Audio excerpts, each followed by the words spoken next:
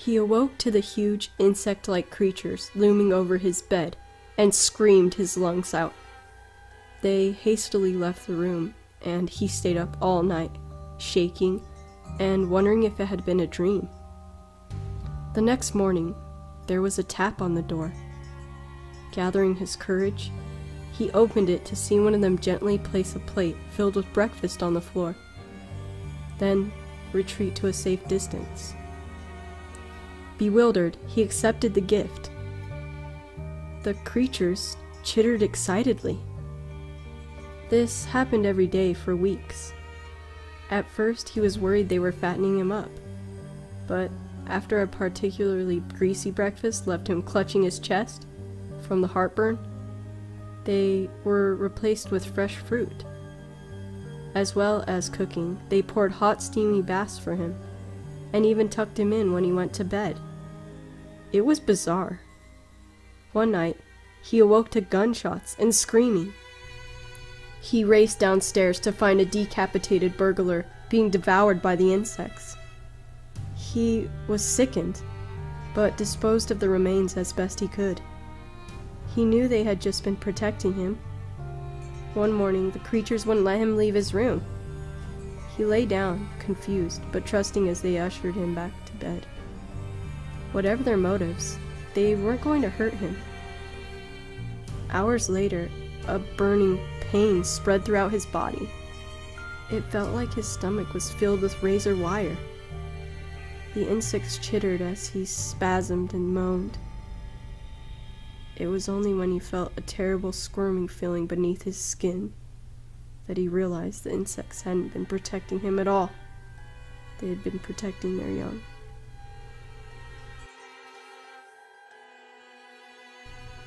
We bought an old house, my boyfriend and I. He's in charge of the new construction, converting the kitchen into the master bedroom, for instance, while I'm on wallpaper removal duty. The previous owner papered every wall and ceiling. Removing it is brutal, but oddly satisfying. The best feeling is getting a long peel, similar to your skin when you're peeling from a sunburn. I don't know about you, but I kind of make a game of peeling, on the hunt for the longest piece before it rips. Under a corner section of paper in every room is a person's name and a date. Curiosity got the best of me one night when I googled one of the names and discovered the person was actually a missing person. The missing date matching the date under the wallpaper.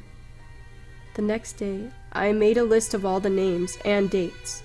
Sure enough, each name was for a missing person, with dates to match. We notified the police, who naturally sent out the crime scene team. I overheard one tech say, "Yep, it's human." Human? What's human? Ma'am, where is the material you removed from all the walls? This isn't wallpaper you were removing.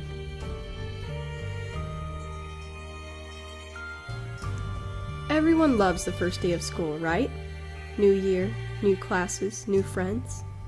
It's a day full of potential and hope, before all the dreary depressions of reality show up to ruin all the fun. I like the first day of school for a different reason, though. You see, I have sort of a power.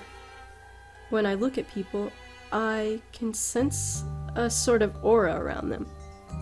A colored outline based on how long that person has to live. Most everyone I meet around my age is surrounded by a solid green hue, which means they have plenty of time left. A fair amount of them have a yellowish, orangish tinge to their aura, which tends to mean a car crash or some other tragedy. Anything that takes people before their time, as they say. The real fun is when the auras venture into the red end of the spectrum, though. Every now and again, I'll see someone who's basically a walking stoplight. Those are the ones who get murdered or kill themselves. It's such a rush to see them and know their time is numbered.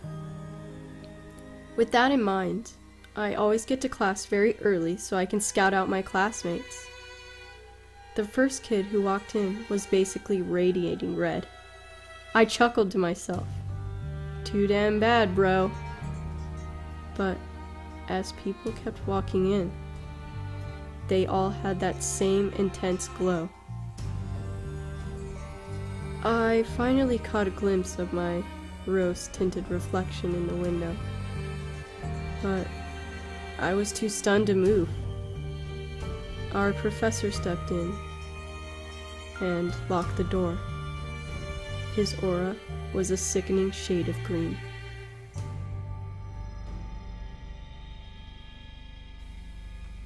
It has been said that the definition of insanity is doing the same thing over and over and expecting different results.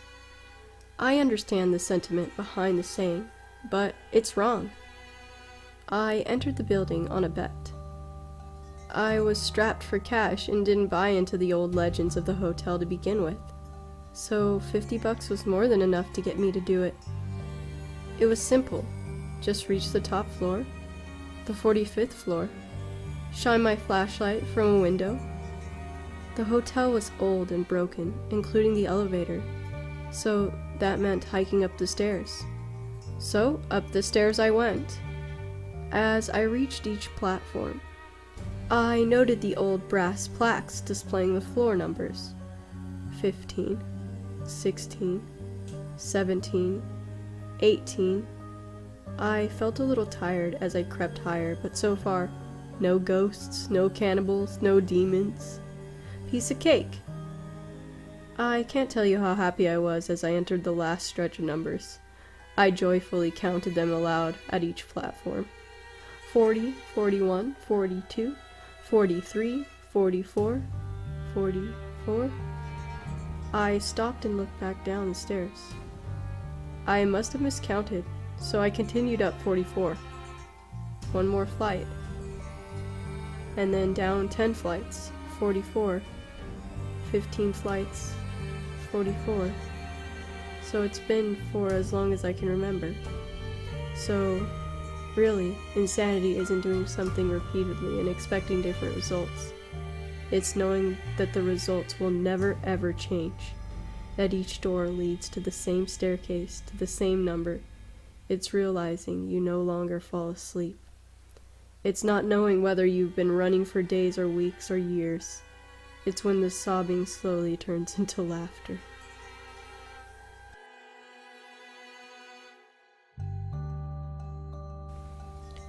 My daughter woke me around 11:50 last night. My wife and I had picked her up from her friend Sally's birthday party, brought her home, and put her to bed.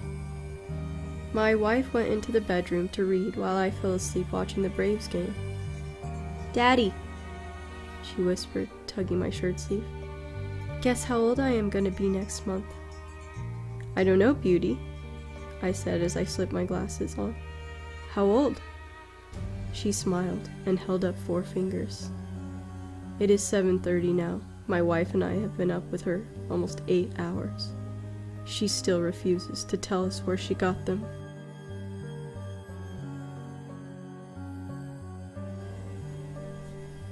He had been given the watch on his 10th birthday. It was an ordinary gray plastic wristwatch in every respect, except for the fact that it was counting down. "That is all the time you have left in the world, son. Use it wisely." And indeed he did.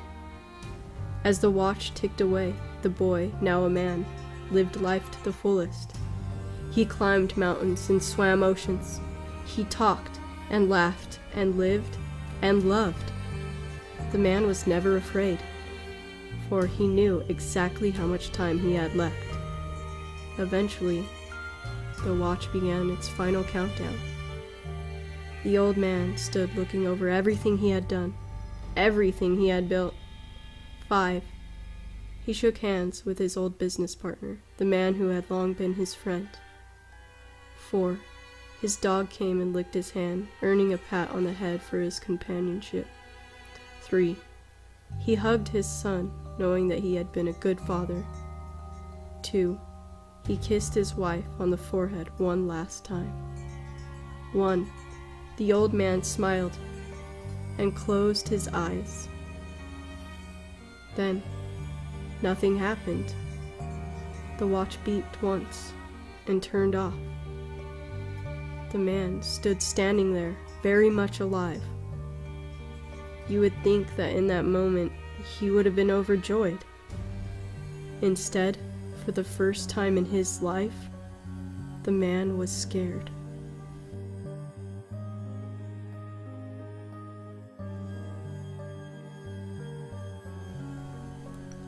On Monday, I came up with the perfect plan. No one even knew we were friends. On Tuesday, he stole the gun from his dad. On Wednesday, we decided to make our move during the following day's pep rally. On Thursday, while the entire school was in the gym, we waited just outside the doors. I was to use the gun on whoever walked out first. Then he would take the gun and go into the gym, blasting. I walked up to Mr. Quinn, the guidance counselor, and shot him in the face 3 times. He fell back into the gym, dead. The shots were deafening. We heard screams in the auditorium. No one could see us yet. I handed him the gun and whispered, "Your turn." He ran into the gym and started firing. I followed a moment after. He hadn't hit anyone yet. Kids were scrambling and hiding. It was mayhem. I ran up behind him and tackled him. We struggled. I wrenched the gun out of his hands, turned it on him, and killed him. I closed his mouth forever. On Friday, I was anointed as a hero. It was indeed the perfect plan.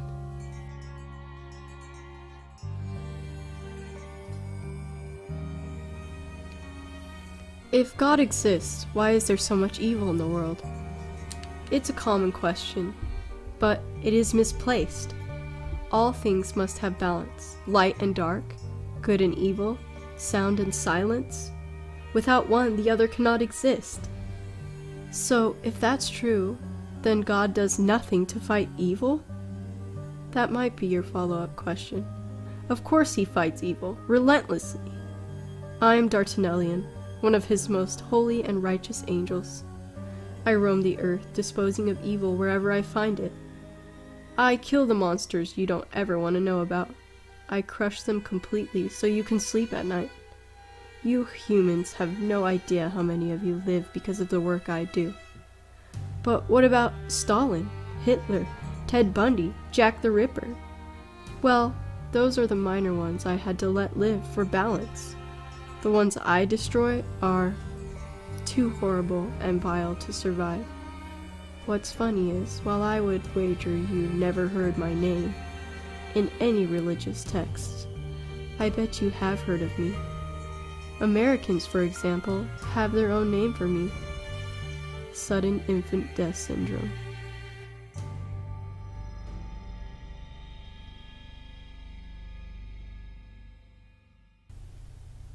It was 1 a.m., and Guy Halverson sat in his dark living room. He hadn't moved for over an hour. The accident earlier that evening kept playing over and over in his mind. The light turned red, but he was in a hurry and accelerated. An orange blur came from his right, and in a split second, there was a violent jolt. Then, the bicyclist rolled over his hood and fell out of sight onto the pavement. Horns blared angrily, and he panicked, stepping on the gas and screeching away from the chaos into the darkness, shaken and keeping an eye on his rearview mirror until he got home. "Why did you run, you idiot?" He'd never committed a crime before, and punished himself by imagining years in jail. His career gone, his family gone, his future gone. Why not just go to the police right now? You can afford a lawyer. Then someone tapped on the front door, and his world suddenly crumbled away beneath him. They found me. There was nothing he could do but answer it. Running would only make matters worse. His body trembling, he got up, went to the door and opened it. A police officer stood under the porch light. "Mr. Halverson?" He let out a defeated sigh. "Yes, I am terribly sorry, but I'm afraid I have some bad news. Your son's bike was struck by a hit-and-run driver this evening. He died at the scene. I'm so very sorry for your loss."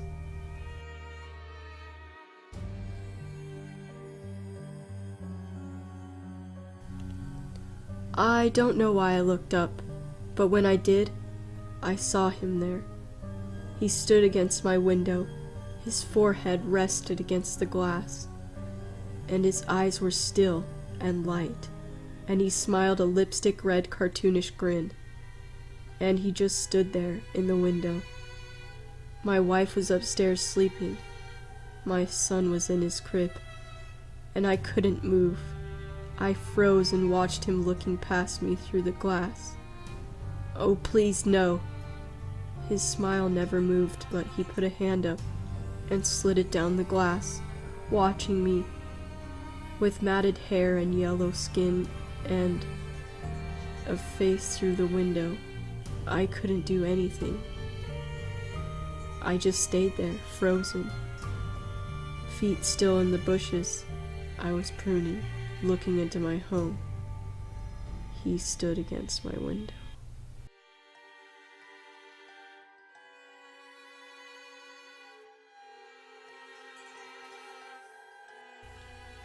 I watched as my soon-to-be father-in-law held his daughter's hand as he walked down the aisle. Tears streamed down his face as the wedding march that played in the background reminded him that, in a few minutes, he'd be watching me hold his daughter's hand and slipping on her ring. He walked up to the altar and I took hold of her hand, grinning from ear to ear. It was the happiest day of my life. My bride's father got down on his knees and started begging, "Please, I did what you asked, just please give my daughter back." I glared at him. "Shut up and stop ruining the moment. If you sit back down and enjoy the ceremony, maybe I'll tell you where I've hidden the rest of her body."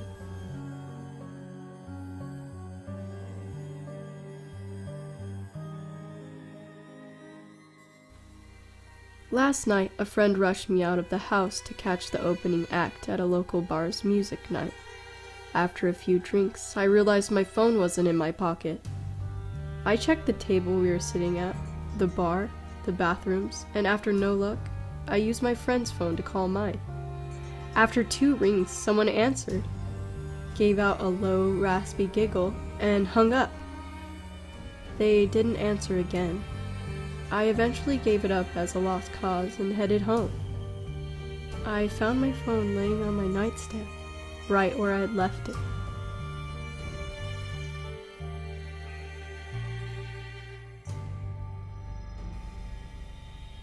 Little Emily vanished last year. Now they're pouring new sidewalks in my neighborhood, and I found her name in the wet cement, written in remembrance. But it was written in reverse, and like it was from below.